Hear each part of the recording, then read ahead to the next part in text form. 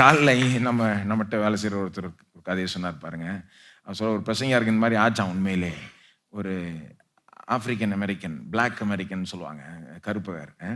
அவர் ஒரு வெள்ளக்கார சபையிட்ட போய் அங்கே ஒரு வெள்ளக்கார கூட்டத்தில் பேசுகிறாராம். அவர் ஒருத்தர் தான் கருப்பவர், மற்றவங்களாம் வெள்ளக்காரங்க. அவர் கொஞ்சம் ஒரு பயத்தில், கொஞ்சம் நடுக்கத்தில் இருந்தாராம்.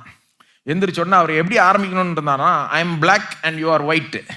நான் கருப்பாக இருக்கிறேன், நீங்கள்லாம் வெள்ளையா இருக்கீங்க. ஆனா எந்திரிச்சு அந்த நடுக்கத்துல, அந்த பயத்துல என்னன்னு சொல்லிட்டாரு, நான் வெள்ளையா இருக்கேன், நீங்க எல்லாம் கருப்பா இருக்கீங்க.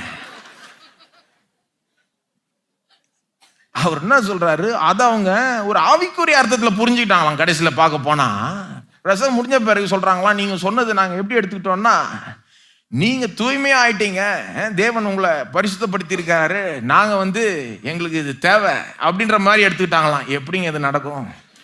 நீங்களே யோசித்து பாருங்க. ஆவியானவர் பிரசங்கியார்களுக்கு ரொம்ப கிருபையா இருக்கிறாரு. எங்களுடைய மிஸ்டேக் எல்லாம் கொஞ்சம் கவர் பண்ணி விட்டு, நான் சொல்லுறது உங்களுக்கு ஏதாவது பிரயோஜனமா இருந்ததுன்னா அது ஆவியானவர். நான் சொல்றது உங்களுக்கு பிரயோஜனமா இல்லையா, தப்பாவே இருந்ததா, அது நான். ஆவியானவர் அற்புதமாய் கிரியை செய்கிறார். சில நேரம் எதுவுமே பார்க்காம, பிரசங்கியார் இல்லாம, பைபிளை பார்க்காம, அப்படியே அவுட் ஆஃப் த ப்ளூன்னு சொல்லுவாங்க.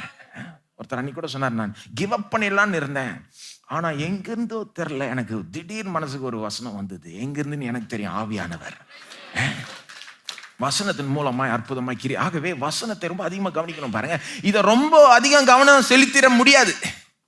இதுக்கு ரொம்ப அதிக கவனம் செலுத்த, சில பேர் சொல்லுவாங்க ரொம்ப வார்த்தைன்னு கிடையாது, போயிடக்கூடாதுன்னு. கேட்டிருக்கீங்களா? அவங்கள நம்பாதீங்க. ரொம்ப வார்த்தைன்னு போயிட முடியாது. ஏன்னா இது ஆவியானவருக்கு பிடிச்ச ஒரு புஸ்தகம். எந்த அளவுக்கு நாம வார்த்தையின் மேல கவனம் செலுத்துறோமோ, எந்த அளவுக்கு தேவனுடைய வசனத்தை நமக்குள்ள சேகரித்து வைக்கிறோமோ, அந்த அளவுக்கு ஆவியானவர் அதை நம்ம மனசுக்கு கொண்டு வருவார், அதை பயன்படுத்துவார். அப்ப ரட்சிப்பு நிச்சயம் வேணுமா உங்களுக்கு? உட்காந்துட்டு ஆவியானவர் பேசுன்னு சொல்றது வழக்கமான வழி இல்லை. வசனத்துக்கு போங்க, ஒரு வாக்குத்தத்தத்தை எடுங்க. சும்மா வாசிக்காதீங்க. சும்மா வாசித்தீங்கன்னா இதுக்கு வல்லமை இல்லைங்க. ஆவியானவர் தான் இதுக்கு வல்லமையே கொடுக்கணும்.